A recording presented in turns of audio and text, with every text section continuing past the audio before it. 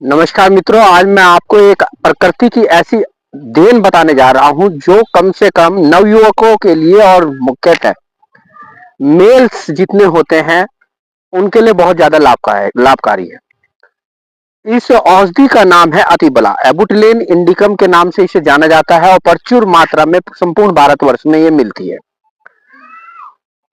अब मैंने कहा कि मेल्स के लिए क्यों उपयोगी है, फीमेल्स के लिए भी है, लेकिन उसके छोटे मोटे जो यूज है वो तो है ही है, लेकिन मेल्स के लिए क्यों कारगर है।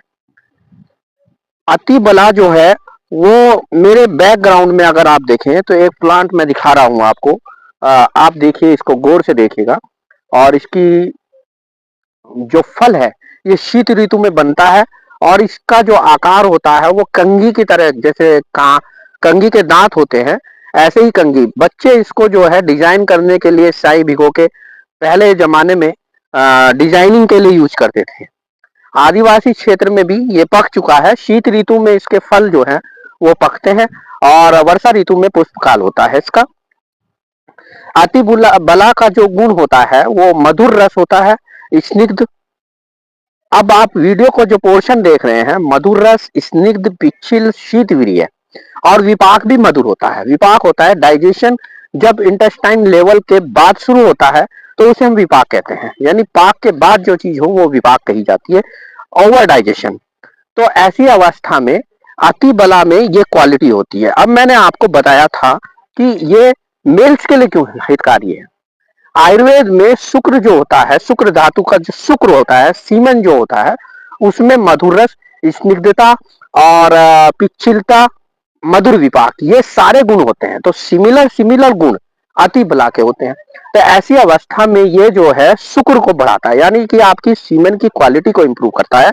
अगर आपकी स्पर्म की जो क्वालिटी है वो, उसकी जो गति है या तो वो कम हो या उसकी क्वालिटी जो है वो बहुत कम हो, क्वांटिटी कम हो, तो ऐसी अवस्था में अति बला का प्रयोग किया जा सकता है। मधुर रस और स्निग्धता का पिच्छिल गुण जो होता है वात को समन करता है। ऐसी अवस्था में वात का जब वातज विकार जैसे होते हैं, जितने भी नर्वाइन डिसऑर्डर है, चाहे पेरिफेरल न्यूराइटिस हो जो डायबिटीज में होती है, नशे में झंझनाहट आती है, हाथ पैरों में तरंगे महसूस होती है, या फिर आपको फेशियल पैरालिसिस हो, आधा मुंह तिरछा हो चुका हो, किसी अंग में जो है आपको पक्षाघात हो चुका हो, तो ऐसी अवस्था में जो इसको वात समन के रूप में इस्तेमाल किया जा सकता है। क्योंकि मधुर रस, स्निग्ध और पिच्छिल गुण पित्त रोग को भी समन करते हैं और पित्त रोग डायरेक्टली कोरिलेटेड होता है रक्त दोष से। तो स्किन डिसऑर्डर में या पित्तज व्याधि में, जैसे हाइपर एसिडिटी हो जिन लोगों को, उन लोगों को भी सेवन कर सकते हैं। इसके फल के अंदर जब इसके फल पक जाते हैं तो मेरी आप हाथ पे देखिएगा, इसके अंदर जो है आपको भूरे और काले रंग के जो है तिल से थोड़ा सा बड़े बीज मिलते हैं और उनसे तेल निकाला जाता है या बीज का पाउडर लिया जा सकता है। तो उसका सेवन आप कर सकते हैं वात समन के रूप में। जितने वातज विकार है, जैसे संधिवात, ऑस्टियोआर्थराइटिस, जोड़ों का दर्द, इसमें बहुत अच्छा काम करता है। और जिन लोगों को मसल्स वेस्टिंग हो जाती है या जो जिम जाते हैं उनको मसल्स टोन की भी आवश्यकता होती है, मसल बल्क की भी आवश्यकता होती है। बल्क का मतलब मसल्स मोटी होनी चाहिए। तो ऐसी अवस्था में यहाँ तक कि मस्कुलर डिस्ट्रॉफी जो बच्चों में होती है, आप बहुत क्लोज देख पाएंगे, मस्कुलर डिस्ट्रॉफी जो बच्चों में होती है उसमें भी बहुत ज्यादा योगदान इसका है, प्लांट का। तो इसके जो तेल है उसका सेवन कीजिए और मसल्स, बच्चों की जो 1 साल तक बहुत बच्चे ऐसे होते हैं जो चल नहीं पाते, तो ऐसी अवस्था में उनको फक रोग हो जाता है आयुर्वेद के दृष्टिकोण से। तो बच्चों के हाथ पैर की मालिश करने के लिए बहुत उत्तम तेल है, अतिबला का तेल बनाया जा सकता है बीजों का। इसमें पुष्प जो होता है वो पीले रंग का होता है। कुछ एरिया में इसको झिंपी नाम से जाना जाता है, जैसे, या व्यापारिक नाम कंघी कहते हैं, ऋषि पोख्ता भी कुछ लोग कहते हैं। तो अतिबला का प्रयोग आप कर सकते हैं, आपके क्षेत्र में प्रचुर मात्रा में है, पश्चिम उत्तर प्रदेश में तो है, संपूर्ण भारतवर्ष में मिलता है। प्रकृति की एक अनुष्ट देन है। और मेल जितने होते हैं, जिम जाने वाले जितने होते हैं, एक्सरसाइज करने वाले होते हैं, मसल्स पावर जिनको चाहिए, या जिनको वातज विकार है, मैं ऑलरेडी बता चुका हूँ, फेशियल पैरालिसिस से लेके पैरालिसिस हो, एकांगवात हो, आपको लो बैक एक हो, तो इसे इन चीजों में दिए जा सकते हैं। इससे लाभ प्राप्त कर सकते हैं। इसके साथ साथ एक, चूंकि ये पित्त दोष पर भी कार्य करता है, तो पित्त दोष पर कार्य करने के कारण ये रक्त स्तंभक का भी कार्य करता है, क्योंकि शीत वीर्य होता है। तो शीत वीर्य जितनी भी चीजें होती हैं वो रक्त स्तंभक होती हैं, वो ब्लड कैपिलरीज को संकुचित कर देती है। ऐसे में महिलाओं के लिए बहुत ज्यादा लाभकारी होता है, क्योंकि डीयूबी नाम से एक बीमारी कोरिलेट की जाती है महिलाओं में, जिसमें अनियंत्रित ब्लड फ्लो होता है मेंसेस का, और बॉडी में किसी भी प्रकार का इन्वेस्टिगेशन कराने पर कोई कमी भी नहीं आती, उसके बावजूद भी जो है रक्त स्राव बहुत ज्यादा होता है मेंसेस में।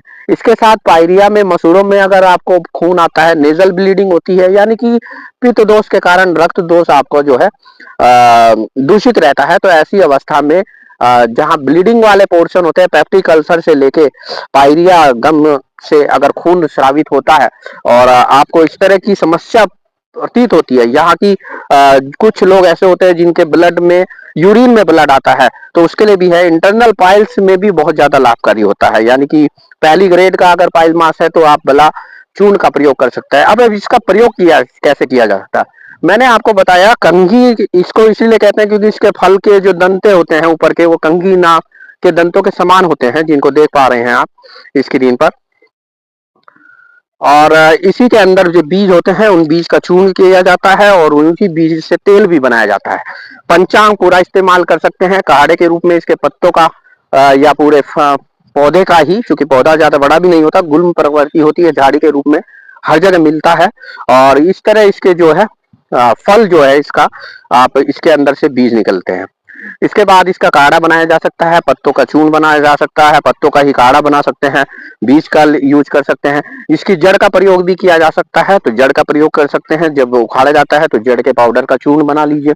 तो ऐसी अवस्था में दूसरी बात, ये सोठहर होता है। सोठहर वो दवाएं होती हैं जो कफ दोष पर कार्य करती हैं, और किसी भी प्रकार की इन्फ्लेमेशन है शरीर में, जैसे रूमेटाइड आर्थराइटिस में छोटे जोड़ों में दर्द हो जाता है, उनमें स्वेलिंग आ जाती है, ऑस्टियोआर्थराइटिस में संधिवात में उसमें दर्द हो जाता है, तो घुटनों में दर्द होता है, तो इन्फ्लेमेशन को कम करता है।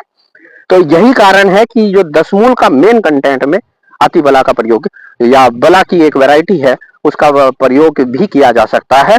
और मूल के रूप में भी, पंचांग के रूप में भी, बीज के रूप में भी, संपूर्ण पौधा जो है वो आप यूटिलाइज कर सकते हो। आपके क्षेत्र में आयुर्वेद को अवेयरनेस देने के लिए इस तरह की छोटी छोटी वीडियो बनाता रहता हूँ। जो भी ज्ञान है, साहित्यिक ज्ञान है, जो भी ज्ञान है या तो प्रैक्टिकल एस्पेक्ट पे खरा उतरता है, उसको देने की कोशिश करता हूँ। वीडियो अगर अच्छी लगती है, कंटेंट अगर अच्छा लगता है, तो निश्चित रूप से आयुर्वेद को एक्सेप्ट कीजिए, और इस तरह की मेडिसिन को जो आपके क्षेत्र में बहुत ज्यादा है उनको बताइए। हो सकता है निकटवर्ती क्षेत्र में अगर आप उससे अनभिज्ञ हो या मैं अनभिज्ञ हूं, तो आप मेरे से शेयर कर सकते हैं उन चीजों को, और इस तरह की वीडियो बनाने के लिए मैं निरंतर आप लोगों के समक्ष आता रहूंगा। जुड़े रहिए। मैं वैद्य साकेत कुमार। Thank you.